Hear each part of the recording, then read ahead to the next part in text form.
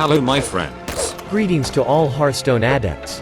Today we will tell you about all of the useful legendary cards in the current standard meta, show you the statistics for each card, to help you determine your next legendary card to craft, and give you the opportunity to evaluate your collection. So let's get straight to the point. The Scholomance Academy meta consists of 47 archetypes that have varying effectiveness and popularity. Some of them are unique, and some are a mix of several strategies. In addition, many of these 47 archetypes have different deck versions that may or may not use certain cards. If you want to be able to use all the current archetypes, you will need to have 87 different legendary cards in your collection.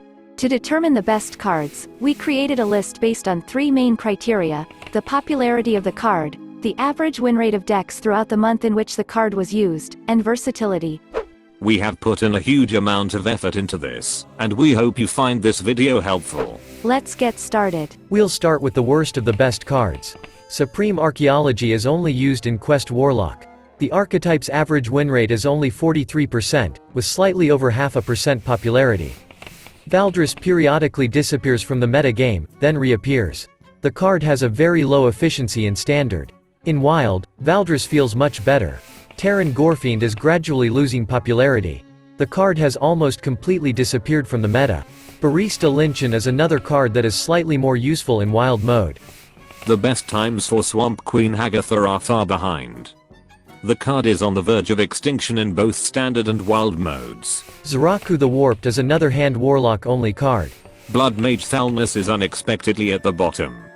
One of the best legendary cards in the classic set proved to be nearly useless in Standard. In the Wild, Thalmus is still very popular. Mozaki is another ineffective card strictly used in one unpopular archetype. Keymaster Alabaster only found a place in Highlander Warrior. Did you know that Shuma is still alive in Standard mode? Wow, he found a place in the Quest Hunter archetype along with Unseal the Vault. Grommash stubbornly refuses to leave Standard mode. The card consistently demonstrates low popularity. The Fist of Ra-Den and Bandersmosh are partners of the Control Shaman, but their union is more effective in Wild mode. Lady Vosh is another extremely narrowly applicable Shaman card. And one more Shaman card. It looks like Galakrond the Tempest has become the worst guise of Galakrond this year. Bizarre Burglary and Quest Rogue are too unstable.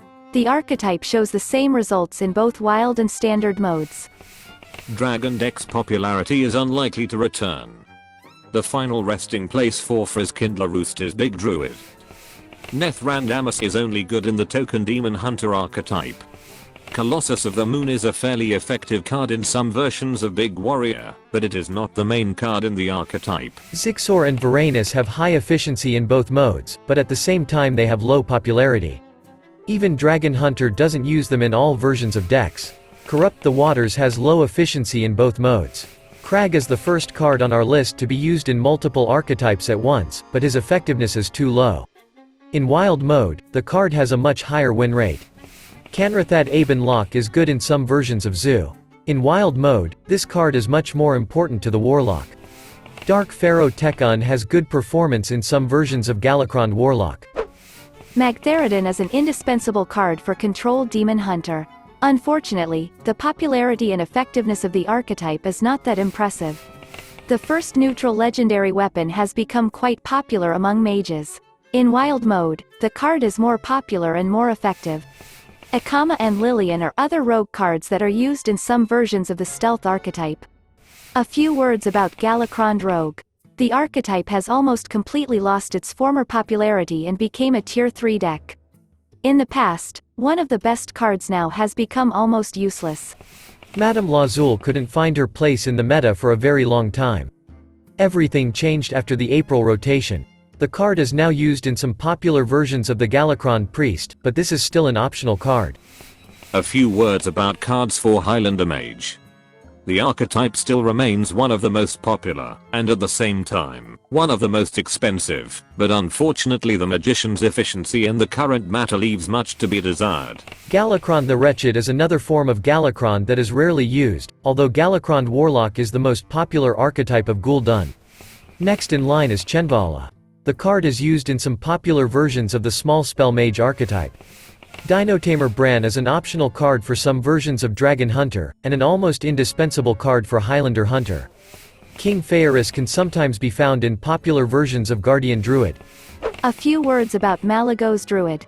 This is the second major Druid archetype, and it has a pretty decent performance in the current metagame. In addition to the Druid, you can also meet Malygos in Quest Warlock.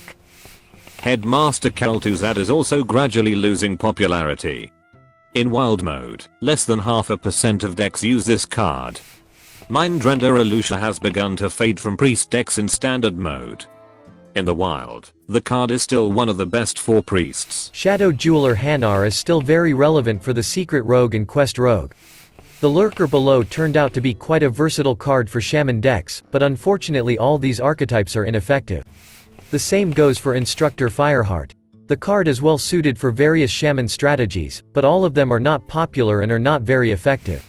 Rattlegore and Bulwark of Azeroth have become indispensable cards for Big Warrior and Highlander Warrior. Kel'Thas had a hard time surviving the nerf. Guardian Druid is the only archetype that still uses this card occasionally. The Warrior's class weapon from the Galakrond's Awakening expansion is still relevant in many low popularity archetypes.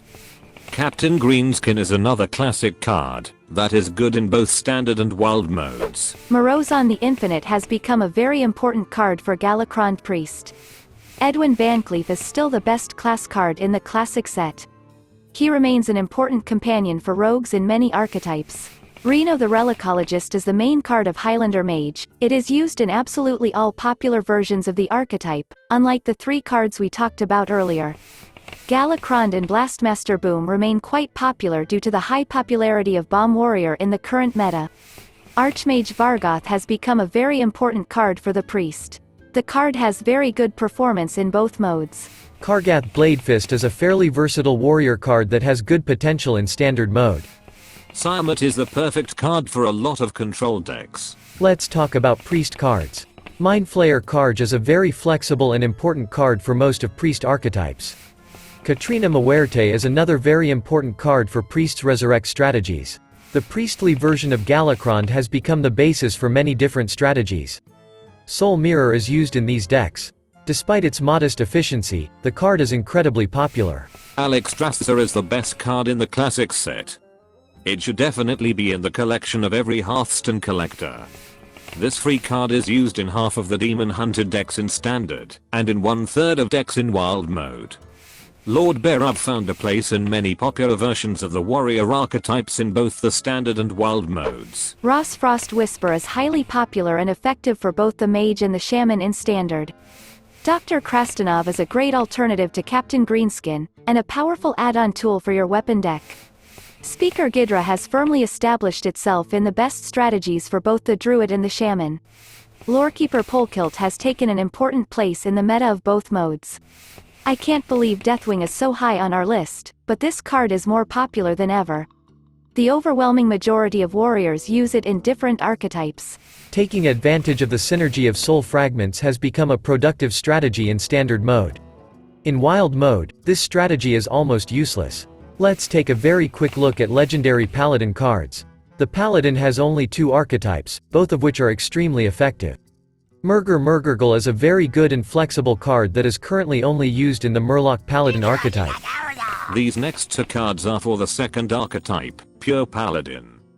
These are extremely effective cards in the current meta game, but it is difficult to predict their flexibility in future Paladin archetypes.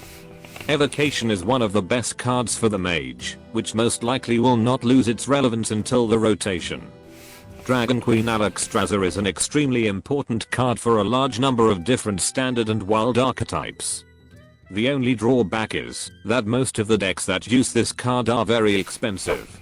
Astromancer Solarian's stats speak for themselves. This is another must-have mage card that is too good in both modes.